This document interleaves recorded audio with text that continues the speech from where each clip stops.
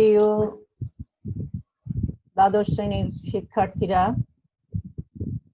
আজকে তোমাদের আমি তড়িৎ প্রবাহের চৌম্বকীয় চ্যাপ্টারের চুম্বকত্ব অংশ নিয়ে আলোচনা করব। গত দুই ক্লাসে আমি আলোচনা করেছি তড়িৎ প্রবাহের চৌম্বকীয় অংশগুলো, প্রথম অংশগুলো। আজকে প্রায় লাস্ট অংশ, আমরা এটা চুম্বকত্ব অংশ এখানে চলে আসব। চলো আমরা দেখি কক্ষপথে ইলেকট্রনের ঘূর্ণনের জন্য সৃষ্ট চৌম্বক ক্ষেত্র, এর হেডিং কিভাবে ইলেকট্রনের ঘূর্ণনের জন্য চৌম্বক ক্ষেত্র সৃষ্টি হয়। বিভিন্ন পদার্থের সাথে সংশ্লিষ্ট বিভিন্ন চৌম্বক ঘটনা পর্যালোচনা করে দেখা যায় যে চৌম্বকত্ব হচ্ছে পদার্থের পারমাণবিক ধর্ম, পদার্থের সহজাত কোনো ধর্ম নয়।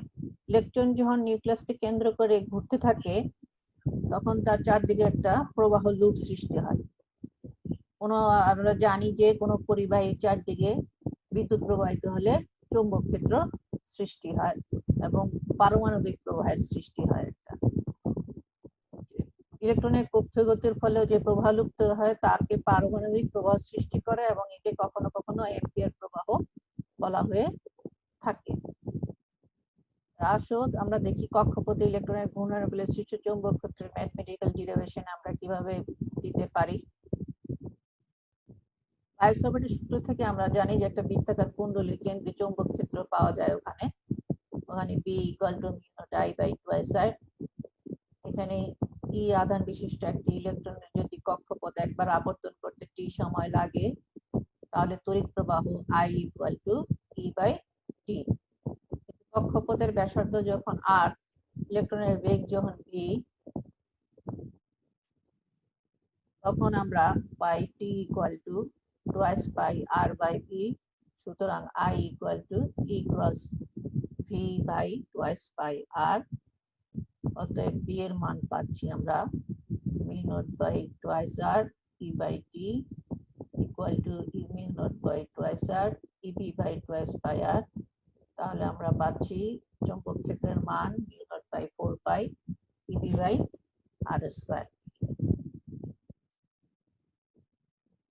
এখন কক্ষপথে ঘূর্ণীয় ইলেকট্রনের কক্ষীয় চৌম্বক ভ্রামককে আমরা μL দ্বারা প্রকাশ করব। μL = IA।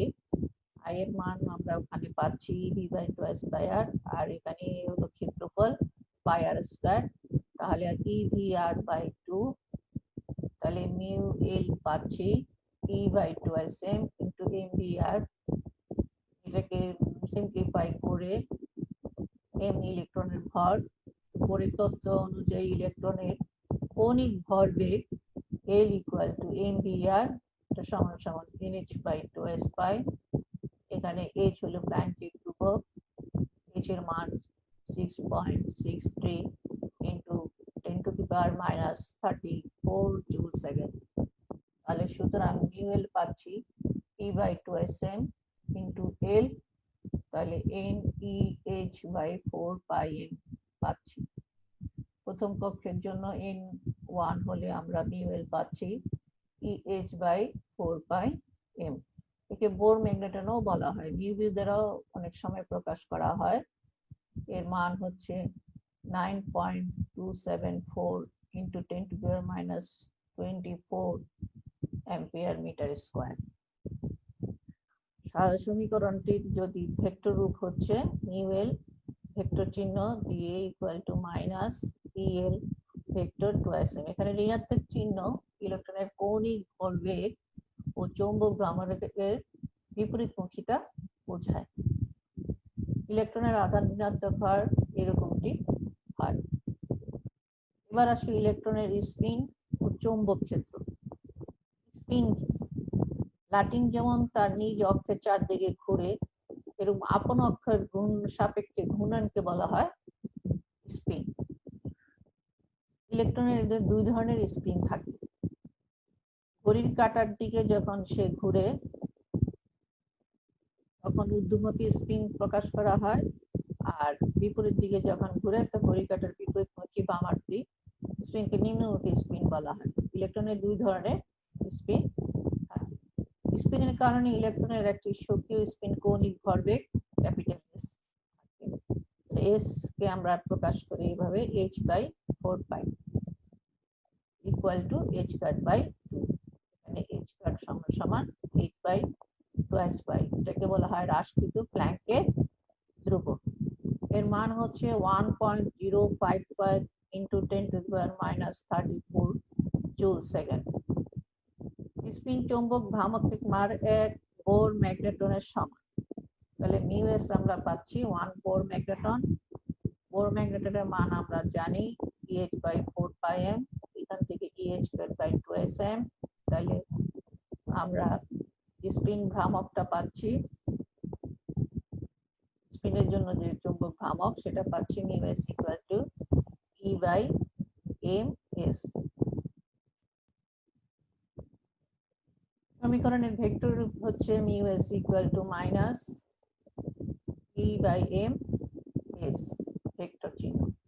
তাহলে ইলেকট্রনের মোট চৌম্বক ভ্রামক আমরা পারবো জানবো। তাহলে চৌম্বক ভ্রামক বোর ম্যাগনেটন আর স্পিনের জন্য ম্যাগনেটন μl + μs।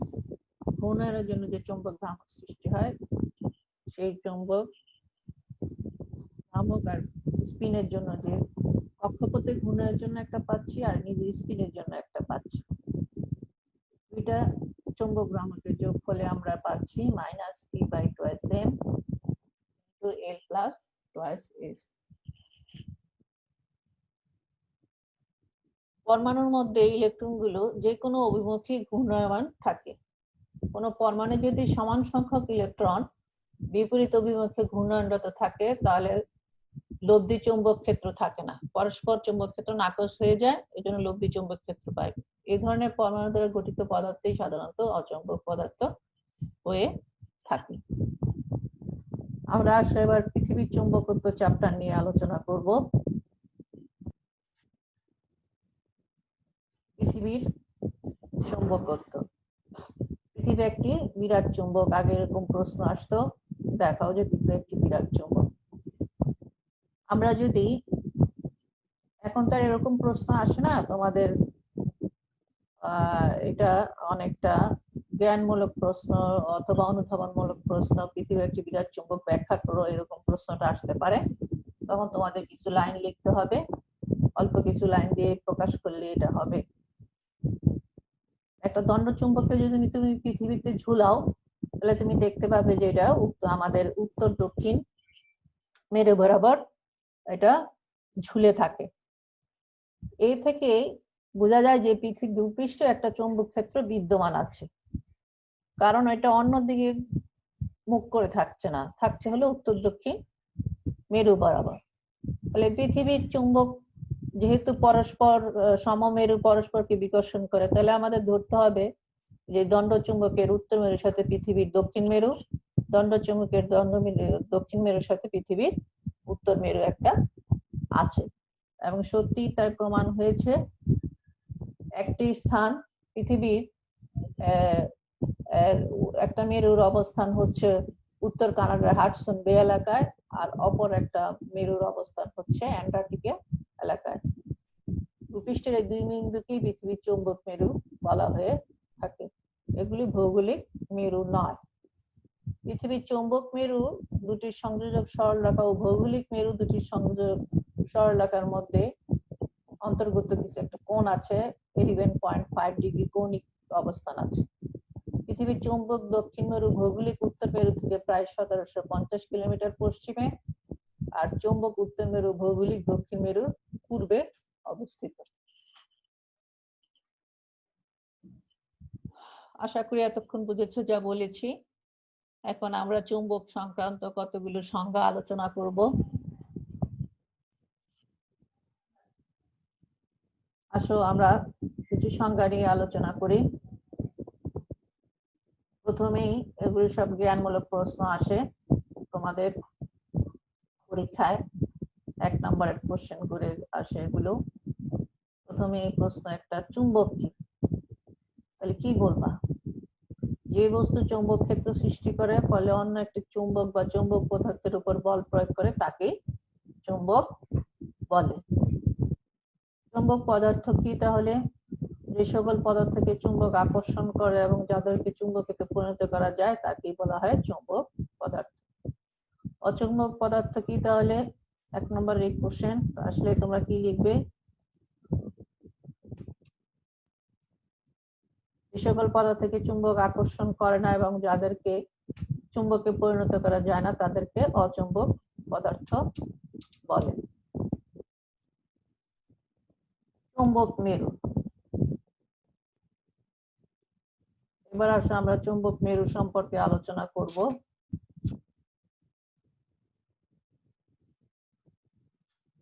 এই দেখো ছবিটি,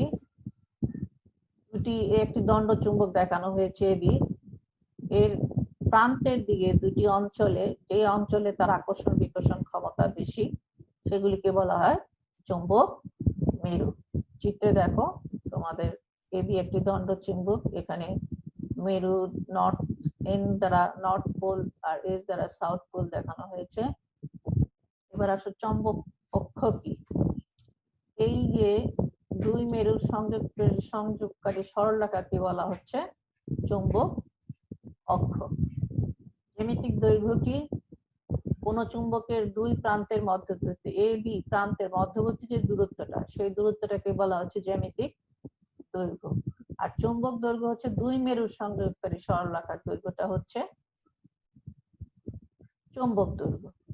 এই দুইটা দৈর্ঘ্যের মধ্যে আবার সম্পর্ক আছে। দুটি দৈর্ঘ্যের মধ্যে কি সম্পর্ক দেখো, চুম্বক দৈর্ঘ্য ও জ্যামিতিক দৈর্ঘ্য অনুপাত হলো 0.85।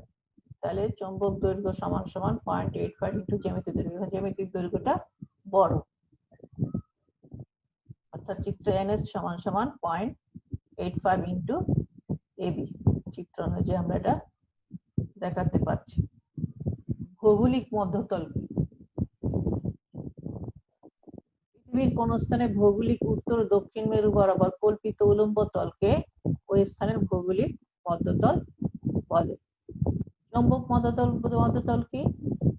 মুক্তভাবে সাম্যাবস্থায় অবস্থিত কোন চুম্বকের চুম্বক অক্ষ বরাবর কল্পিত উলম্ব তলকে ওই স্থানে চুম্বক মধ্যতল বলা হচ্ছে। দেখো এই যে চুম্বক শলাকাটা, এইটার লম্ব বরাবর যে তলটা সেটা চুম্বক সাদা অংশ দিয়ে চুম্বক মধ্যতল দেখানো হয়েছে, আর ভৌগোলিক উত্তর দক্ষিণ মেরু বরাবর দেখাচ্ছে সেই বরাবর একটা এই কালো কালো চেক চিহ্ন দিয়ে যে বোঝাচ্ছে সেটা হচ্ছে ভৌগোলিক মধ্যতল।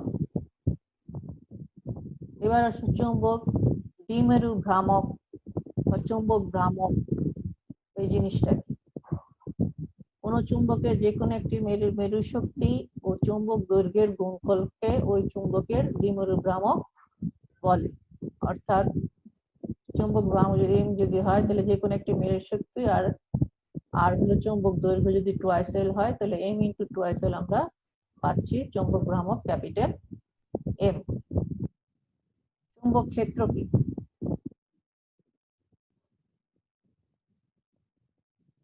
চুম্বক ক্ষেত্র সম্পর্কে আমরা প্রথম দিকে আলোচনা করেছি। চুম্বক ক্ষেত্রটা কিভাবে প্রকাশ করা হয়, যেমন গতিশীল আধান চুম্বক ক্ষেত্রের দিকের সাথে লম্বভাবে কোনো একক আধান চলমান থাকে সমকোণে, চুম্বক ক্ষেত্রের দিকের সাথে সমকোণে, তখন আমরা ওই একক আধানের উপর ক্রিয়াশীল বলকে চুম্বক ক্ষেত্রের মান বলে প্রকাশ করছি। এবং Q V V sine theta আমরা তোমরা দেখছো যে ওটা আমরা প্রকাশ করেছি। থিটা কোণে যদি থাকে তাহলে সাইন থিটা, আর যদি 90 ডিগ্রি সমকোণে থাকে Q V V, Q capital V আর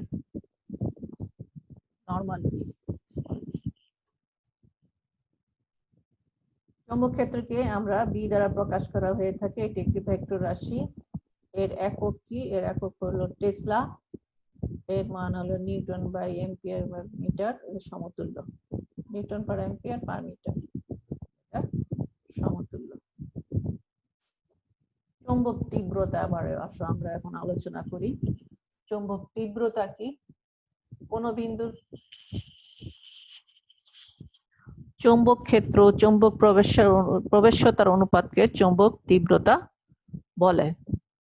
শূন্যস্থানে কোনো বিন্দু বিবেচনা করা যাক, যেখানে চৌম্বক ক্ষেত্র আমরা যদি বি নট ধরি, তাহলে চৌম্বক তীব্রতা হবে H equal to B nought by mu nought. অন্য কোনো মাধ্যমে চৌম্বক তীব্রতা H equal to B by mu. এখানে মিউ হচ্ছে মাধ্যমের চৌম্বক প্রবেশ্যতা। তাহলে সুতরাং বি আমরা পাচ্ছি মিউ H। চৌম্বক ক্ষেত্র সমান সমান চৌম্বক প্রবেশ্যতা ইন্টু চৌম্বক তীব্রতা। চৌম্বক তীব্রতার একক হচ্ছে অ্যাম্পিয়ার পার মিটার।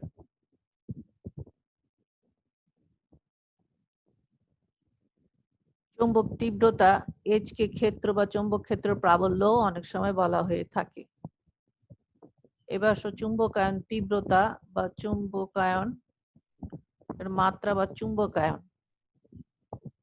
জিনিসটা কি?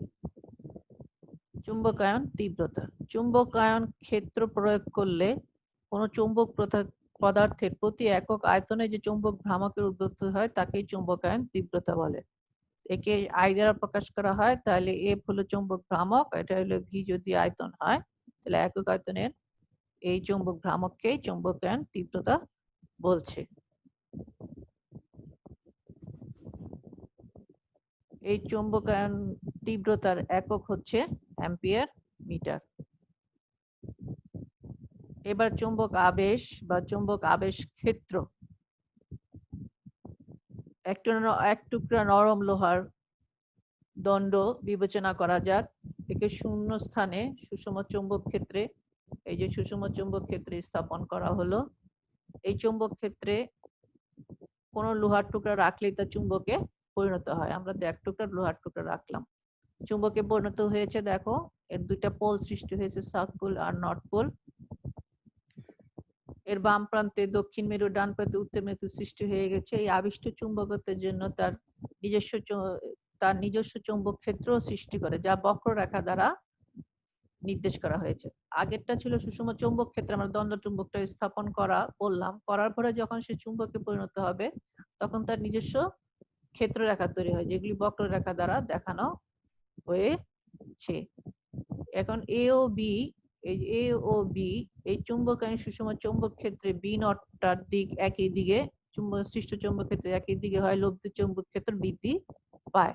অপরদিকে সি আর এই যে ডি এলাকায় দেখো, এই এলাকায় দুটি বিপরীত দিকে হয়, লব্ধি ক্ষেত্র হ্রাস পায়, দেখানো হয়েছে।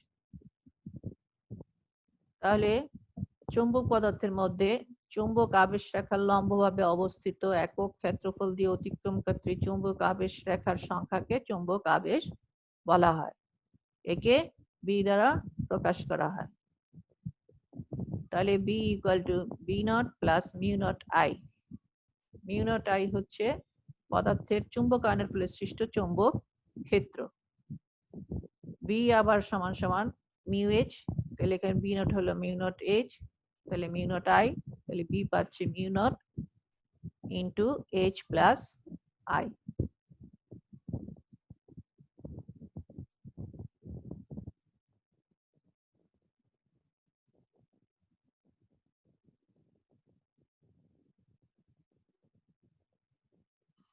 এবার আসো চৌম্বক গ্রাহিতা বা প্রবণতা নিয়ে আমরা আলোচনা করব।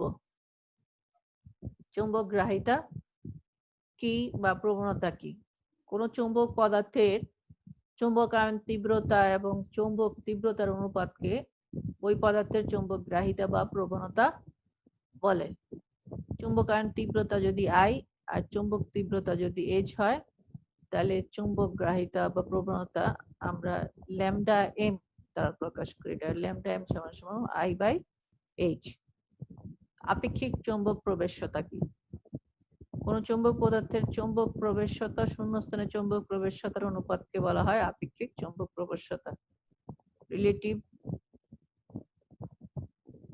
ম্যাগনেটিক পারমিয়াবিলিটি, যেটাকে মিউ আর দ্বারা প্রকাশ করা হয়েছে, তাহলে মিউ বাই মিউ নট। এবার আসো সম্প্রসারিত কর্মকাণ্ড। তোমাদের বইতে যেখানে দেখানো হয়েছে, যে দেখাও যে এটা অনেক সময় অনুধাবনমূলক প্রশ্নের মধ্যে আসে, যে কোন চৌম্বক পদার্থের আপেক্ষিক চৌম্বক প্রবেশ্যতা চৌম্বক গ্রাহিতা ল্যামডা এম এর চেয়ে বড় দেখাও। তাহলে তোমরা কি লিখবা? তা আমরা জানি যে B equal to mu nought H plus I, এখানে B হলো চুম্বক ক্ষেত্র, H হলো চুম্বক ক্ষেত্র প্রাবল্য, I হলো চুম্বকায়ন।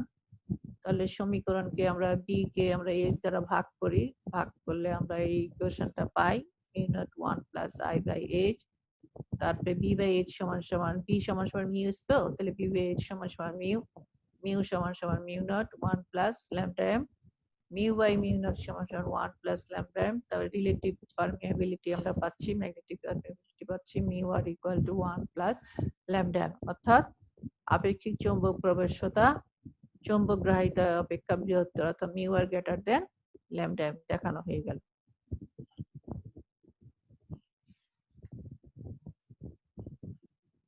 এবার আসো আমরা পৃথিবীর চৌম্বক উপাদান সম্পর্কে আলোচনা করব।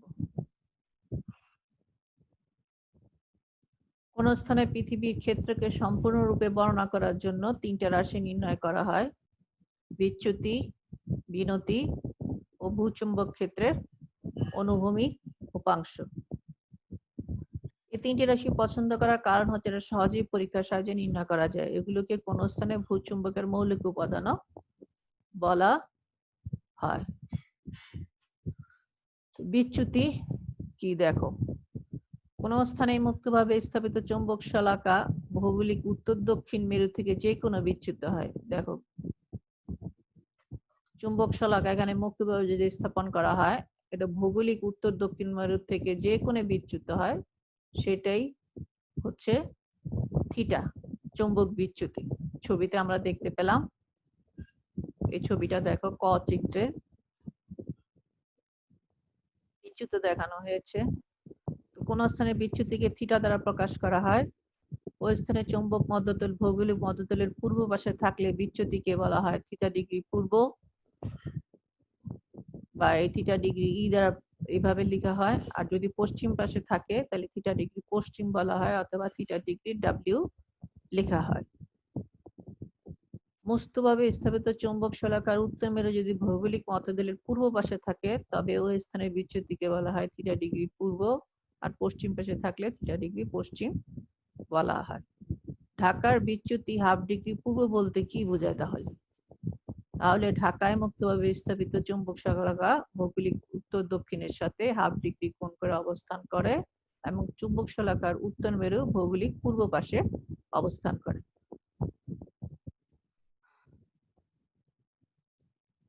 বিনতি কি? বিনতি হলো চৌম্বক মধ্যতলে স্থাপিত কোন শলাকা অনুভূমিক তল থেকে যে চুম্বক শলাকা মুক্তভাবে স্থাপিত চুম্বক শলাকা এই যে আনুভূমিক তল থেকে যে কোণে নত থাকে, সেটাই হচ্ছে এই যে বিনতি। এটি ডেল্টা দ্বারা প্রকাশ করা হয়। তাহলে আমরা বিচ্যুতিও জানলাম, বিনতিও জানলাম।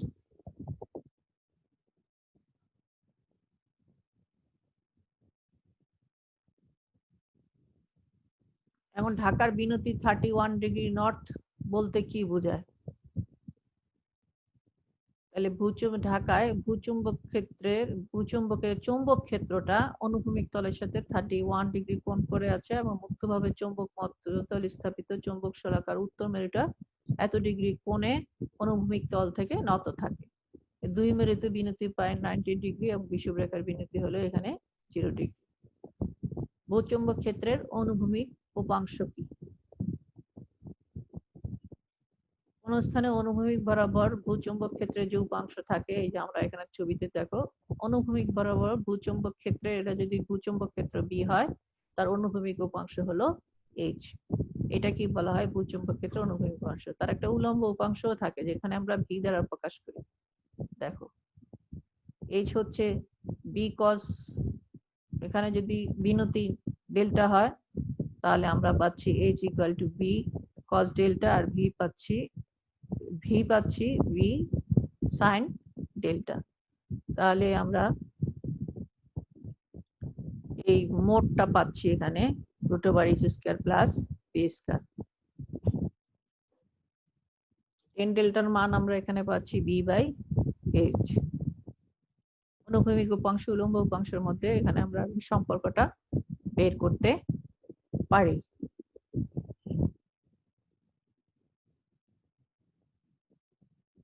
এবার আসো চৌম্বক পদার্থের বিভিন্ন শ্রেণী বিভাগ নিয়ে আলোচনা করব। চৌম্বক পদার্থের শ্রেণী বিভাগ, কয় ধরনের চৌম্বক পদার্থ আমরা পাই? চৌম্বক পদার্থের আচরণের উপর ভিত্তি করে পদার্থসমূহকে ডায়াচুম্বক, প্যারাচুম্বক, ফেরোচুম্বক, অ্যান্টিফেরোচুম্বক, ফেরিচুম্বক পদার্থ হিসেবে শ্রেণীবিভাগ করা হয়। ডায়াচুম্বক পদার্থটা কি? যে সকল পদার্থকে চৌম্বক ক্ষেত্রে স্থাপন করা হলে চুম্বকায়নকারী ক্ষেত্রে বিপরীত দিকে, এই যে বিপরীত কথাটার এখানে মানে একটা বিশেষত্ব আছে, বিপরীত দিকে সামান্য চুম্বকত্ব লাভ করে তাকে ডায়াচুম্বক পদার্থ বলে। অর্থাৎ দেখা যায় যে ডায়াচুম্বক পদার্থটি অভ্যন্তরের চৌম্বক ক্ষেত্র বাহ্যিক চৌম্বক ক্ষেত্রের চেয়ে সামান্য কম হয়। যখন আমরা ডায়াচুম্বক পদার্থকে বাহ্যিক চৌম্বক ক্ষেত্রের মধ্যে স্থাপন করি তখন দেখা যায় তার অভ্যন্তরের চৌম্বক ক্ষেত্রটা বাহ্যিক চৌম্বক ক্ষেত্রের চেয়ে কম হয় এবং এর আচরণ এমন হয় যে এতই অল্প যে এর প্রভাবই বোঝা যায় না, চুম্বকত্ব আছে কিনা ধরাই যায় না। যেমন তামা, দস্তা, বিসমাথ, রূপা, সোনা, সীসা, কাঁচ, মার্বেল, পানি, হিলিয়াম, আর্গন, সোডিয়াম ক্লোরাইড ইত্যাদি ডায়াচুম্বক পদার্থের উদাহরণ। প্যারাচুম্বক পদার্থ কি? যে সকল পদার্থকে চুম্বক ক্ষেত্রে স্থাপন করা হলে চুম্বকায়ন ক্ষেত্রের দিকে, আগেরটা ছিল বিপরীত দিকে, এটা হলো ক্ষেত্রের দিকে সামান্য চুম্বকত্ব লাভ করে। এখানে পদার্থের অভ্যন্তরীণ যখন বাহ্যিক চুম্বক ক্ষেত্রে স্থাপন করা হয় পদার্থটির অভ্যন্তরীণ চৌম্বক ক্ষেত্র বাহ্যিক চৌম্বক ক্ষেত্রে সামান্য বড় হয়।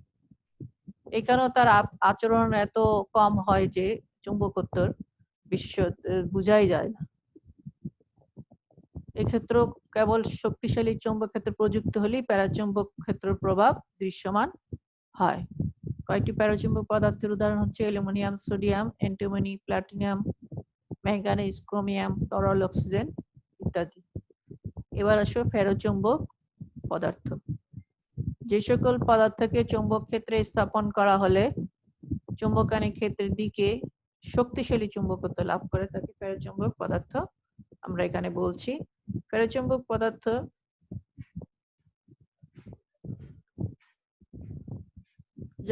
যখন কোনো ফেরোচুম্বক পদার্থকে বাহ্যিক চৌম্বক ক্ষেত্রে স্থাপন করা হয় তখন ফেরোচুম্বক পদার্থের অভ্যন্তরে চৌম্বক ক্ষেত্রটা বহুগুণে বিবর্তিত হয়ে যায়। তখন আমরা শক্তিশালী চুম্বকত্ব এর মধ্যে দেখতে পাই, যেমন লোহা, নিকেল, কোবাল্ট ইত্যাদি আমরা একটু দেখতে পাই। অ্যান্টিফেরিক চৌম্বক পদার্থ। অ্যান্টিফেরিক চৌম্বকত্বের উদ্ভব হয় যখন পার্শ্ববর্তী পরমাণুর সময় স্পিন ভ্রামকগুলির প্রতি সমান্তরালভাবে সজ্জিত হয় বা যখন বিনিময় ইন্টিগ্রাল ঋণাত্মক হয়। অ্যান্টিফেরিক চৌম্বকত্ব প্রদর্শন করে এরকম ক্লাসে দুই ধরনের স্যাবলেটিস থাকে, যার একটি স্বতঃস্ফূর্ত একদিকে চুম্বকিত থাকে, অন্যটি স্বতঃস্ফূর্তভাবে বিপরীত দিকে চুম্বকিত থাকে। এই ধরনের চুম্বকত্ব প্রথম পরিলক্ষিত হয় ম্যাঙ্গানিজ অক্সাইড গ্যালাস।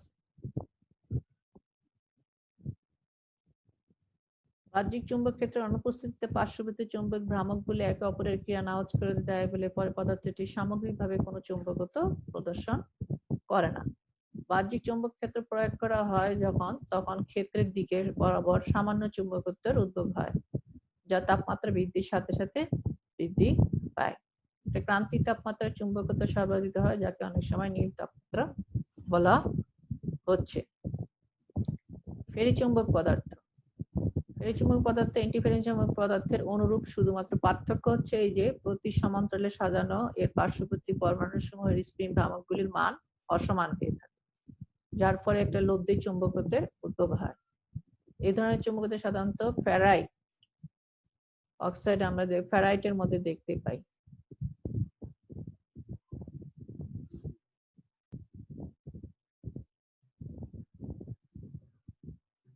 আমরা এবার চৌম্বক ডোমেন সম্পর্কে আলোচনা করব। চৌম্বক ডোমেন কি? এটা একটি ক্ষুদ্র এলাকা যেখানে চৌম্বক এলাকা আর কি, ক্ষুদ্র ক্ষুদ্র চৌম্বক এলাকা যেখানে চৌম্বক দ্বিমেরুগুলো সজ্জিত থাকে এবং পদার্থটি একটা স্বতন্ত্র চুম্বকের ন্যায় আচরণ করে। সাধারণত আমরা ফেরোচুম্বক পদার্থের মধ্যে এটা দেখতে পাই এবং এখানে তাই লেখা আছে ফেরোচুম্বক পদার্থে 10⁻12 মিটার কিউব থেকে 10⁻³ 8 মিটার কিউব আয়তনের মধ্যে 10⁻16 থেকে 10⁻19 সংখ্যক পরমাণু সম্বলিত অসংখ্য চৌম্বক এলাকা থাকে, যার মধ্যে চৌম্বক দ্বিমেরুগুলি একই দিকে সজ্জিত থাকে, ফলে এরা স্বতন্ত্র চুম্বকের ন্যায় আচরণ করে। এরূপ চুম্বক এলাকাকে ডোমেইন, চৌম্বক ডোমেইন বলে। সাধারণত একখণ্ড লোহার ভিতরে যে এই ডোমেইনগুলি অনিয়মিত বা বিক্ষিপ্তভাবে, একখণ্ড লোহার ক্ষেত্রে এই ঘটনাটা ঘটে। যখন এই লোহটি সামগ্রিক চুম্বকত্ব তেলে শূন্য হয়ে যায় এবং লোহাটা চুম্বক হিসেবে আচরণ করে না। কিন্তু লৌহখণ্ডটিকে যখন বহিঃচুম্বক ক্ষেত্রে স্থাপন করা হয়, তখন দেখা যায় যে চুম্বক ক্ষেত্রগুলি খুব সমান্তরালভাবে সজ্জিত হয়ে স্থায়ীভাবে বিন্যস্ত হয়। এটি সামগ্রিকভাবে একটা চুম্বকত্বের আবির্ভাব ঘটে এবং লৌহখণ্ডটি একটি দণ্ডচুম্বকের ন্যায় আচরণ করে। এবার আসো আমি তোমাদের হিস্টারসিস ম্যাগনেটিজম কার্ভ অফ হিস্টারসিস লুপ। হিস্টারসিস লেখচিত্রটা কি? এই দেখো, এই লেখচিত্রের মাধ্যমে আমি তুমি হিস্টারসিস ব্যাপারটা আলোচনা করব। এখানে এক্স অক্ষে দেখো বি নট চুম্বকায়ন ক্ষেত্র এটাকে বলা হচ্ছে, আর এটা হচ্ছে বি হলো চুম্বক ক্ষেত্র ওয়াই অক্ষে।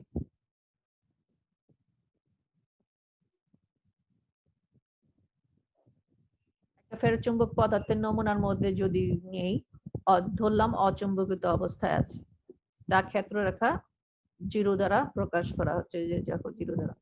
এখন এই বি নট বৃদ্ধির সাথে সাথে বি বৃদ্ধি পাচ্ছে, বি বৃদ্ধি পেয়ে ওপি বরাবর এসে পি বিন্দুতে এটা সম্পৃক্ত হয়। তাহলে কি করলাম, ফেরোচুম্বক পদার্থের নমুনার মধ্যে চুম্বকায়ন ক্ষেত্র প্রয়োগ করলাম। প্রথমে অচুম্বকিত অবস্থায় পয়েন্টটা হলে 0 দ্বারা প্রকাশ করেছে, তারপরে যখন এটা প্রয়োগ করা হলো তাহলে চুম্বক ক্ষেত্রের মান বৃদ্ধি পেতে পেতে পেতে ওপি বরাবর আমরা এই রেখাটি পাবো এবং পি বিন্দুতে সম্পৃক্ত হয়ে এটা বিএস এ পৌঁছায়। এবার বি নটের মান যদি শূন্য করি আমরা, এই যে দেখো এটাকে শূন্য করলাম কিন্তু বি আর শূন্য হলো না, বি হ্রাস পেতে পেতে বি আর এসে উপস্থিত হলো। এই অবস্থায় কি বিন্দু দ্বারা আমরা এখানে প্রকাশ করলাম, এর নমুনাটির মধ্যে কিছু চুম্বকত্ব রয়ে গেছে। নমুনাটিতে যে পরিমাণ চৌম্বক ক্ষেত্র অবশিষ্ট রয়ে যায় তাকে রিমেন্স বা চৌম্বক ধারণ ক্ষমতা বিআর বলে। এই জন্য রিমেন্স কথাটা আসছে বলে বিআর দ্বারা প্রকাশ করা হয়েছে। এবার বি নটকে যদি নামিয়ে 0-তে নিয়ে আসি, শূন্যে নিয়ে আসার জন্য দেখা যাচ্ছে আমাকে পশ্চাৎবর্তী বিপরীতমুখী একটা চৌম্বক ক্ষেত্র প্রকাশ করা প্রয়োজন হচ্ছে। বি0 যে মানের জন্য বি কে আমরা শূন্য নামিয়ে নিলাম, বি এর যে মানের জন্য সেটাকে আমরা কোয়েসিভ ফোর্স বা নিগ্রহ বল বলা হচ্ছে। তাহলে নিগ্রহ বলটা কি, বি এর যে মানের জন্য এই বিটা 0-তে নিয়ে আসে, এই যে এই মানটা রিমেন্স বি সি দ্বারা প্রকাশ করা হচ্ছে কোয়েসিভ ফোর্স। তাহলে এই মানটা হচ্ছে এখানে 0 থেকে আর পর্যন্ত কোয়েসিভ ফোর্স। বিপরীত ক্ষেত্রকে যদি আরো বাড়ানো হয়, এটা যদি ক্ষেত্রটাকে আরো বাড়াতে থাকি আমরা বিপরীত ক্ষেত্রটাকে, তাহলে নমুনাটি পুনরায় চুম্বকায়ন হয় এবং এস বিন্দুতে সম্পৃক্ত হয়।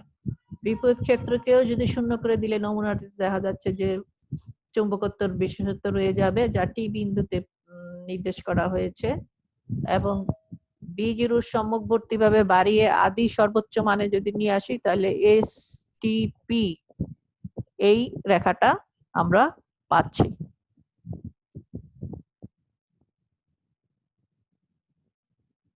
তাহলে হিস্টারসিস লুপটা কি, সংজ্ঞাটা কিভাবে আসবে? কোন ফেরোচুম্বক পদার্থে চৌম্বক ক্ষেত্র প্রয়োগ করে চুম্বকিত করার পর চৌম্বক ক্ষেত্র অপসারণ করে বিচুম্বকিত করতে গেলে সেটি সহজে বিচুম্বকিত হতে চায় না। চৌম্বক ক্ষেত্র প্রয়োগের সময় পদার্থের চুম্বকত্ব যেভাবে বৃদ্ধি পায়, চুম্বক ক্ষেত্র অপসারণের সময় চুম্বকত্ব সেভাবে হ্রাস পায় না। চৌম্বক পদার্থের বিচুম্বিত হতে এই অনীহ বা শৈথল্য প্রদর্শন করাকে হিস্টারসিস লুপ বলে।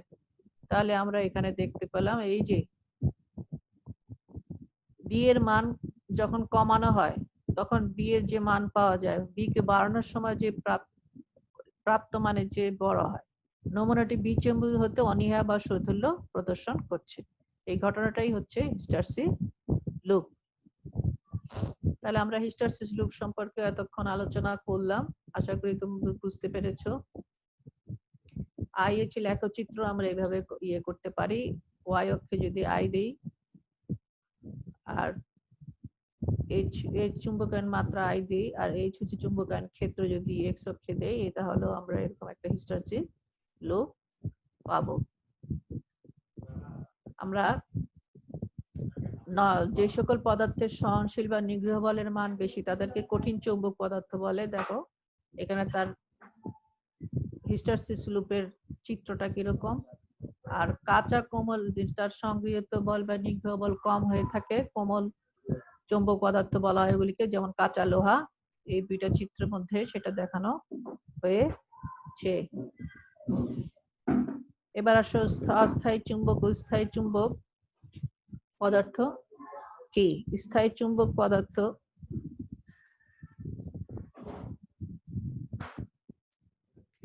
তড়িৎ প্রবাহিত করে যে চুম্বক তৈরি করা হয় তাকে তড়িৎ চুম্বক বলে, এটা আমরা জানি। তড়িৎ চুম্বকটা স্থায়ী এবং অস্থায়ী দুই ধরনের হতে পারে। চিত্রে একটা দেখো, কার্ডবোর্ড রোল করে একটা সিলিন্ডার তৈরি করা হয়েছে। এই রোল করে সিলিন্ডারের মধ্যে একটা কাঁচা লোহার দণ্ড রাখা হয়েছে। এবার সিলিন্ডারের উপর অন্তরিত তামার তার জড়ানো হয়েছে। চাবির মধ্য দিয়ে 6 ভোল্ট থেকে 12 ভোল্ট শুষ্ক ব্যাটারির সাথে সংযুক্ত করা হয়েছে। একটি কাঁচা লোহার দণ্ড বা দণ্ড চুম্বকের সাহায্যে কাঁচা লোহার দণ্ডটি চুম্বকত্ব পরীক্ষা করা হয়। ব্যাটারির সংযোগ বিচ্ছিন্ন করে পুনরায় কাঁচা লোহার দণ্ডটি চুম্বকত্ব পরীক্ষা করা হয়। এবার কাঁচা লোহা দণ্ডের পর সিলিন্ডারের মধ্যে একটি ইস্পাতের দণ্ড নেওয়া হয় এবং ব্যাটারির সংযোগ দিয়ে তড়িৎ প্রবাহ চালনা করা হয়। লোহার দণ্ড বা দণ্ড চুম্বকের সাহায্যে চুম্বকত্ব পরীক্ষা করা হয়। তাহলে কি দেখা যায়? তড়িৎ প্রবাহ চালনা করলে কাঁচা লোহার দণ্ডটি চুম্বকে পরিণত হয়। অন্য একটি লোহার দণ্ড বা দণ্ড চুম্বকে কাঁচা লোহার দণ্ডের নিকটে এনে আমরা এই চুম্বকত্ব পরীক্ষা করতে পারি। যতক্ষণ তড়িৎ প্রবাহ চলবে ততক্ষণই কাঁচা লোহার দণ্ডটি চুম্বকিত থাকে। এটা একটা অস্থায়ী চুম্বক। তাহলে স্থায়ী চুম্বক কি? যখন ইস্পাত দেই তখন দেখা যায় যে চুম্বকত্বে পরিণত হওয়ার পরও সেটা চুম্বকত্ব হারায় না। যদি আমরা সরিয়েও ফেলি, বিদ্যুৎ প্রবাহ বন্ধ করে ফেলি, তাহলেও তার চুম্বকত্ব যায় না। তো সেটা স্থায়ী চুম্বক হিসেবে ইস্পাতটা কাজ করে। এর নিগ্রহ বল অনেক বেশি। আমরা শেষে অস্থায়ী স্থায়ী চুম্বকের ব্যবহারটা দেখি। অস্থায়ী চুম্বক কোথায় কোথায় ব্যবহার হয়? বৈদ্যুতিক কলিং বেল তৈরি করতে অস্থায়ী চুম্বকের ব্যবহার হয়। ক্রেন তৈরিতে, ট্রান্সফরমার কোর, টেলিফোনের ডায়াগ্রাম, জেনারেটর, মোটরের আর্মেচার এগুলিতে আমরা ব্যবহার করে থাকি। আর স্থায়ী চুম্বক জেনারেটর, বৈদ্যুতিক মোটর, কম্পিউটারের ফিতা, স্মৃতিফিতায়, অ্যান্টেনা, লাউড স্পিকার ইত্যাদি জায়গায় আমরা ব্যবহার করে থাকি। আজকে এই পর্যন্তই থাক। আজকে তোমাদের চ্যাপ্টারটা শেষ হলো। সবাইকে ধন্যবাদ। আমরা আগামী ক্লাসে সামনের চ্যাপ্টারটা আলোচনা করব।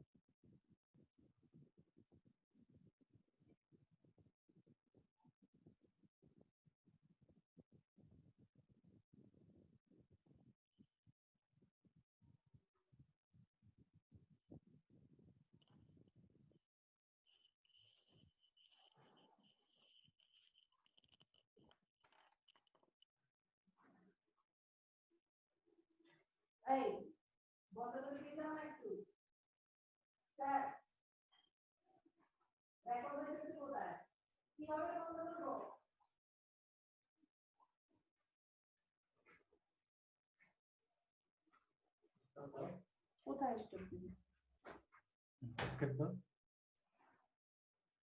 দেখি করছি দুপুরে কই শেয়ার কই স্কেপ দাও। স্কেপ অফ তো হয়েছে। অফ হয়েছে না? অফ করছো তুমি? না। মিনিমাইজ করো, বসো, কেটে দাও।